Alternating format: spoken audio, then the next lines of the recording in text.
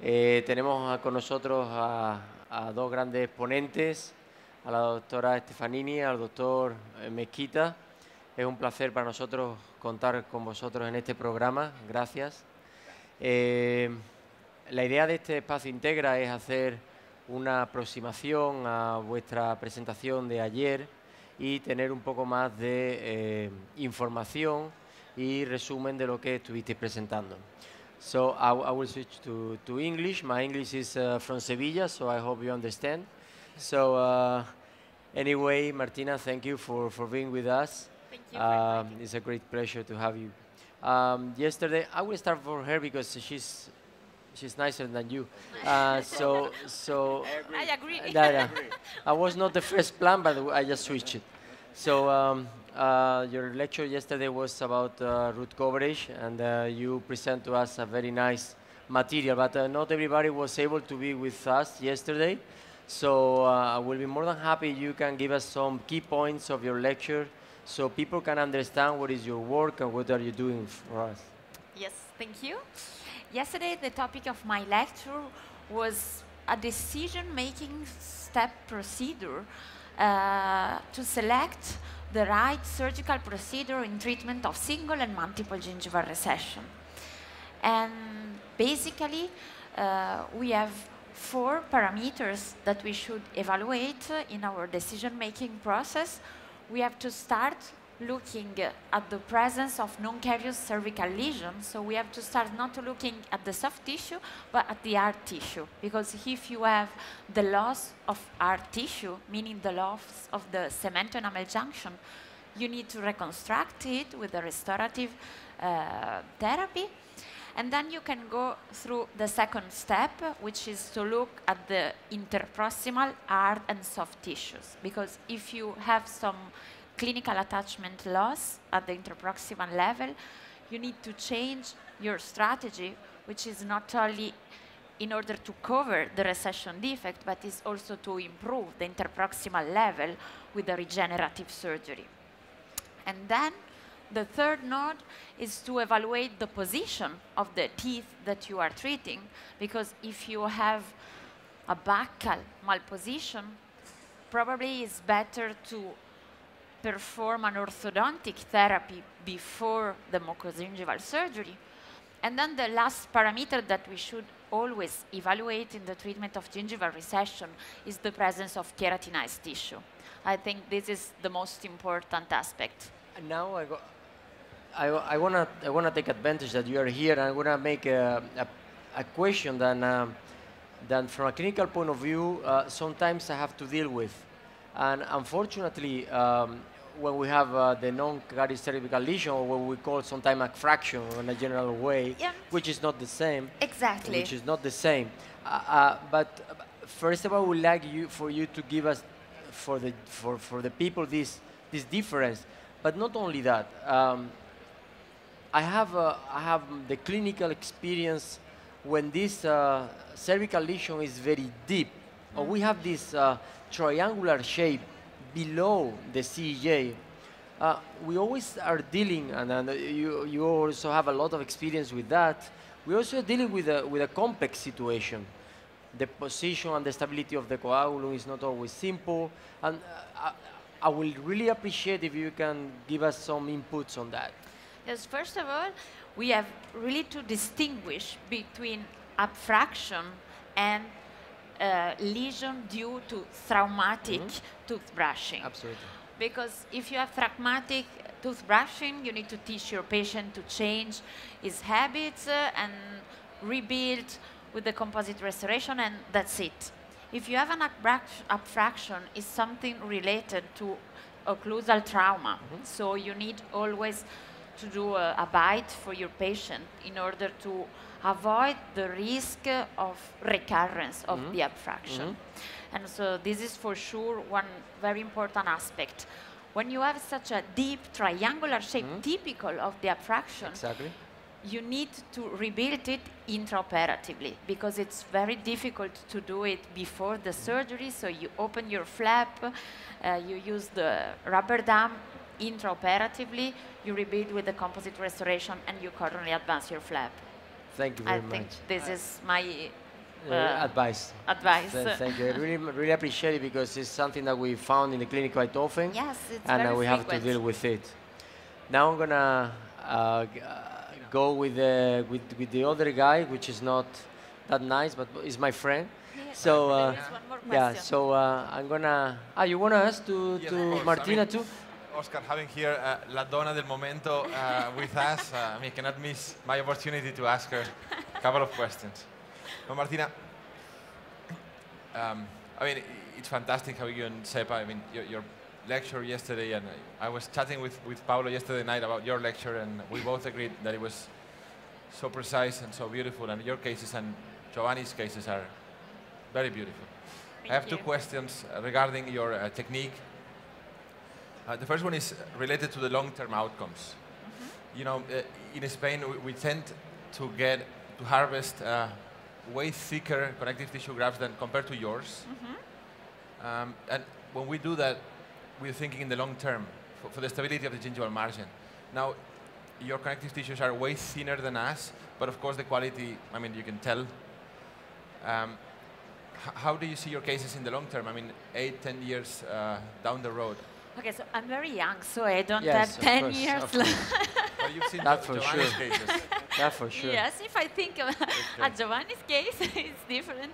No, I'm joking. But you know, I think that the problem of the thickness is that at the end of the story, if you are able to obtain, because you need to create a soft tissue thickness between the flap and the connective tissue, which is greater than 1.5 millimeter, which is the space that inflammatory area occupy in case of plaque accumulation or toothbrushing trauma. So if you have more than 1.5 millimeters of thickness, it's enough to withstand the trauma and remain in the long term. So usually I harvest some thickness, some graft which are thick, more or less 1 millimeter, 0.9, 1 millimeter, plus the flap. I'm quite sure to be able to maintain the result in the long term. Good. And Professor Dukelli has some long-term cases. Thank you. My second question would be related to the vertical releasing incisions.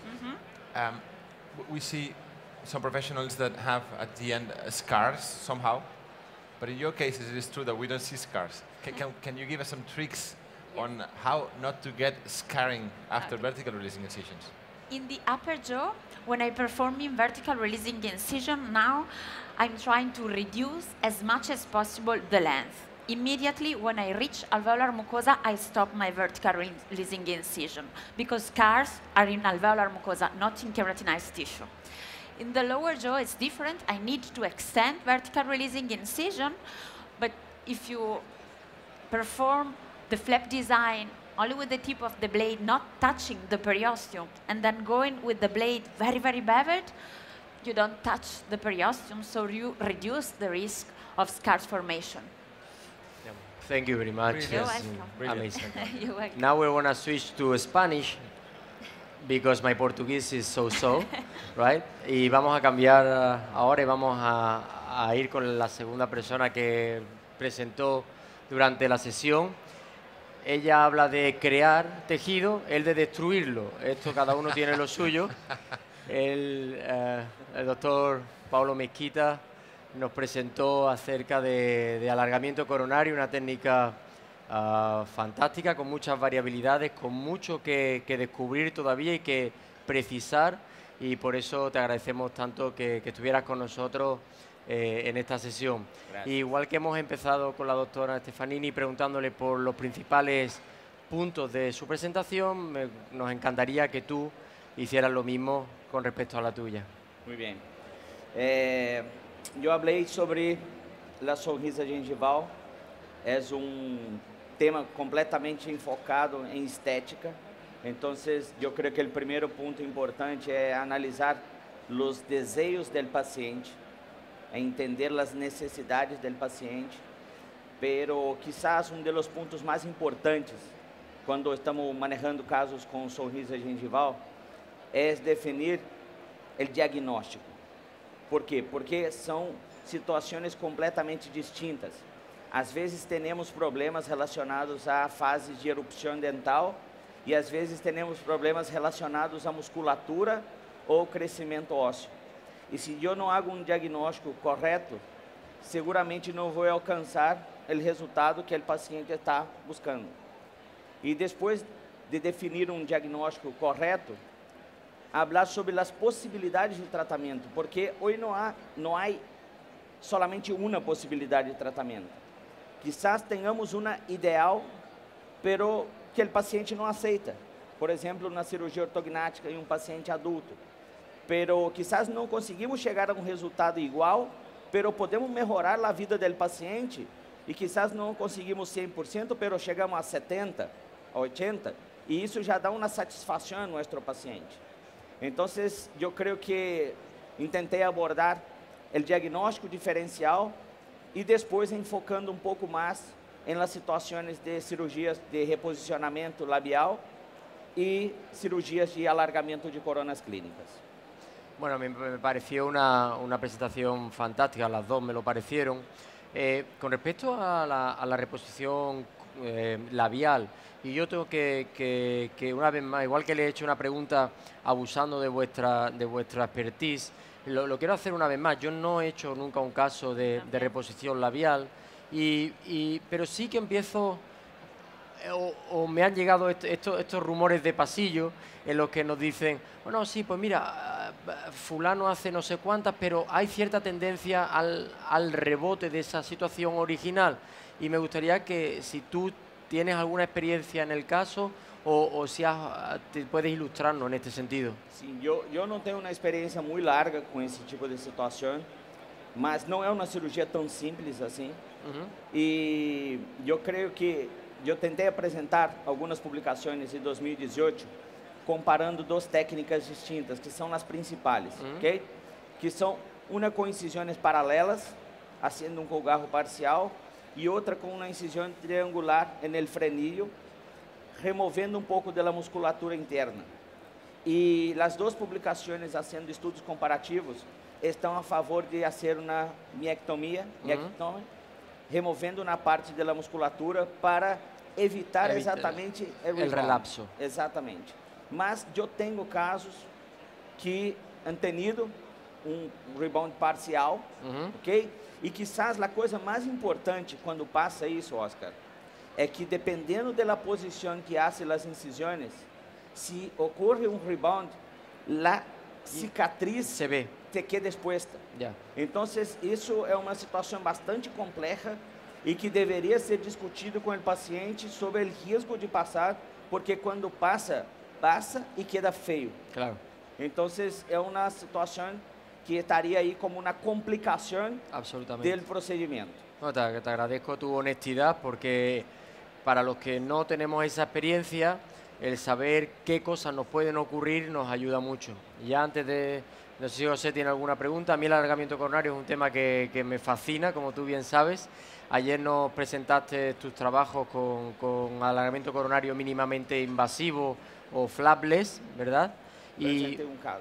Presentaste un caso y bueno, el gran problema que tenemos con el alargamiento coronario muchas veces es esa predictibilidad del margen gingival y bueno, ilustrarnos en dos ideas que debemos tener en consideración para reducir esa situación. Y con eso casi que te dejo en paz en manos de José. La primera cosa, como toda técnica, é diagnosticar. Se está trabalhando com um paciente que tem que fazer osteotomia e osteoplastia, está completamente contraindicado hacerlo flapless. ¿Por quê? Porque tem que reduzir o hueso. E se hace flapless não é como reduzir o hueso. Então, eu recomendaria a técnica em situações muito especiais que normalmente estão de canino a canino, porque em los premolares e molares o hueso da tabla vestibular é mais grueso. Pero em 50% de los casos, tomograficamente, o hueso da vestibular de los dientes é menos que 0,5 milímetros. Então, eu não tenho que fazer plástica, eu só tenho que reposicionar a cresta. Essas situações, eu creio que o alargamento de corona clínica sem colgarro poderia dar uma certa ventaja a nossos pacientes, porque o pós-operatório é muito mais simples. Se pode talhar os dientes em um tempo mais rápido. entonces no tiene tanto edema. Hay algunas que yo creo ventajas buenas. Y además tenemos 2 publicaciones ya, no nuestras, pero hay 2 publicaciones en la literatura ensinando y haciendo una comparación, una con 6 meses y una con 12 meses, comparando colgarro y sin colgarro, la estabilidad del margen gengival. Y ambos han tenido los resultados muy parecidos. Entonces, me parece, hay poca sustentación científica, pero me parece que cuando bien indicado, la técnica puede ser exitosa. Muchas gracias. Y quizás, perdón, tu técnica puede ser también una posibilidad muy interesante. Espero que publique más rápido, está tardando mucho. Tardando mucho. Pero espero que sea una alternativa muy interesante, porque no sé si puedo hablar, Sí, pero la técnica de Oscar es una técnica, entre comillas, en 2 pasos en algunos sitios, porque hace la remoción del bisel, hace un colgarro intrasucular y remove el hueso, sin remover el bisel de tejidos blandos. Y después de algún tiempo, hay una migración del margen en la posición. Y en algunos sitios donde el margen no migró, el hueso ya está en la posición final, entonces solamente hace un recontorno en los tejidos blandos. Entonces, principalmente a los que están pensando con la perio, que no tienen tanta experiencia, quizás sea una posibilidad fantástica, porque la técnica flapless, mi recomendación a quien está pensando hacerlo, es que ya tenga realizado muchos alargamentos abiertos antes, para entender cómo se movimenta el cincel, para entender cómo la fuerza que tenemos que aplicar contra el hueso. ¿Por qué? Porque estamos haciendo a ciegas. Entonces, la sensibilidad de las manos es fundamental. Absolutamente. ¿Ok? Muchísimas gracias. ¿Tienes alguna pregunta? Sí. No me hagas Paulo. preguntas difíciles. No, muy fácil. Paulo, primero agradecerte que estés con nosotros. Oscar y yo estamos entre tu grupo de fans, de supporters, y nos encanta que 3 años seguidos hayas estado en SEPA, y creo que Oscar y yo tenemos alguna responsabilidad en que contar contigo en los programas y que tú aceptes siempre de forma tan agradable. Y además ayer te vimos en un escenario que es diferente al que te hemos visto anteriormente, que no son implantes en el sector anterior, sino en el manejo de la sonrisa, y fue muy agradable verte. Yo una pregunta más en la línea de lo que Oscar apuntaba. ¿Cuáles son los tiempos de espera que estás aplicando en estos momentos para flapless, para situaciones donde hay solo ostectomía y para situaciones donde hay ostectomía y osteoplastia? Sí. Excelente pergunta. E temos que, nesse sentido, apartar 2 situações. Um alargamento estético, solo na zona vestibular, e um alargamento interproximal quando temos problemas funcionais. Porque vai depender muito se estamos fazendo osteoplastia ou osteotomia, e vai depender se estamos trabalhando na zona interproximal e, quizás, José, o mais importante, onde estamos fazendo a sutura del colgarro. Porque os trabalhos de pontoriero haciendo a sutura del colgarro apical tarda muito mais tempo para formar o espaço biológico. Então, se hacemos uma sutura anclada apical e tem que formar todo o espaço biológico, incluso na zona interproximal, se habla hasta 12 meses de espera antes de tallar. Então, são situações muito específicas. Pero mi recomendación hoy, cuando hago pequeñitos alargamientos de coronas clínicas, de canino a canino, flapless, y que tengo que sacar y miro por la tomografía, el CBCT, que el hueso es muy delgado, con 30 días ya estamos tallando. Pero sin colgarro, con hueso delgado, flapless. Si tengo que levar un colgarro y hacer osteotoma, osteoplastia, mi recomendación es por lo menos 90 días. Y otro punto importante, mira sempre a cicatrização na zona interproximal, porque às vezes em la vestibular está bem cicatrizado, pero na zona proximal tarda um pouco mais, está com cicatrizes, e consigo mirar que o epitélio não está completamente cicatrizado. Então, quizás em alguns pacientes, há que ter que dar um pouco mais de tempo antes de tallar. Muchas gracias, Pablo. Si puedo añadir un dato. Acabamos de enviar a publicación, está en revisión, un artículo donde solo hemos hecho alargamiento de corona vestibular en un colgajo reposicionado y solo con ostectomía, no osteoplastia, y a las 6 semanas, a partir de las 6 semanas ya no hay cambios significativos en la posición del margen gingival. Así que un poco en la línea de lo que tú estás apuntando. Cuando ya das 3 milímetros de margen gingival a la cresta ósea, parece que a las 6 semanas ya hay estabilidad del colgajo. Muchas gracias a los dos. Sí, antes, ¿aceptáis alguna pregunta del público? ¿Sí? ¿Alguien quiere hacerle alguna pregunta que no sea el doctor Zabalegui? No lo dejamos.